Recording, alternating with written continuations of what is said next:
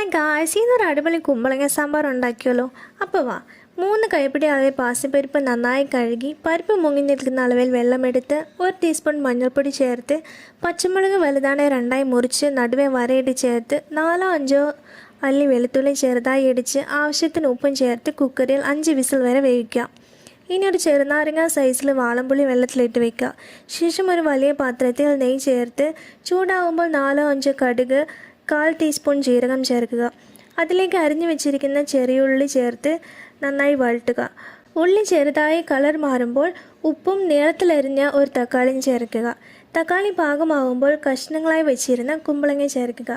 നന്നായി കുക്കായതും 2 ടീസ്പൂൺ മുളക് പൊടി, 1/2 ടീസ്പൂൺ മല്ലിപ്പൊടി, 1/2 ടീസ്പൂൺ സാമ്പാർ പൊടി ചേർത്ത് ആവശ്യാനുസരണം വെള്ളവും ചേർത്ത് മൂടി വെച്ച് വേവിക്കുക. കൂടെ വെള്ളത്തിലിട്ട് വെച്ചിരുന്ന പുളി പിഴിഞ്ഞ് പുളിവെള്ളം ചേർക്കാം. റെഡിയാക്കി വെച്ചിരുന്ന പരിപ്പും ചേർക്കാവുന്നതാണ്. നന്നായി വെന്ത് പാകമാകുമ്പോൾ എടുത്തു മാറ്റി വയ്ക്കുക.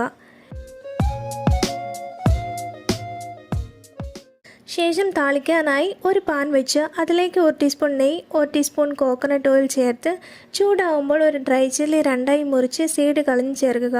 കൂടെ കടുക്, ജീരകം, പെരുംജീരകം, ഉലുവ എന്നിവ ചേർക്കുക. കടുകെല്ലാം പൊട്ടി വരുമ്പോഴത്തേക്കും ചെറുതായി അരിഞ്ഞ സവോള, മല്ലിയില, കറിവേപ്പില എന്നിവ ചേർത്ത് മൂപ്പിക്കുക. കൂടെ ആവശ്യാനുസരണം കായപ്പൊടി ചേർക്കാവുന്നതാണ്. സവോള നന്നായി കളർ ചേഞ്ച് ആവുമ്പോൾ റെഡിയാക്കി വെച്ചിരുന്ന സാമ്പാർ കൂട്ടത്തിലേക്ക് ഒഴിച്ച് നന്നായി മിക്സ് ചെയ്ത് 2 സെക്കൻഡ് ചൂടാക്കിയെടുത്താൽ നമ്മുടെ അടിപൊളി കുമ്പളങ്ങ സാമ്പാർ റെഡി. എല്ലാവരും ട്രൈ ആക്കി നോക്കണേ. നല്ല അടിപൊളി കുമ്പളങ്ങ സാമ്പാറാണ്. എല്ലാവരും ട്രൈ ആക്കിയിട്ട് അഭിപ്രായങ്ങൾ അറിയിക്കണേ. താങ്ക്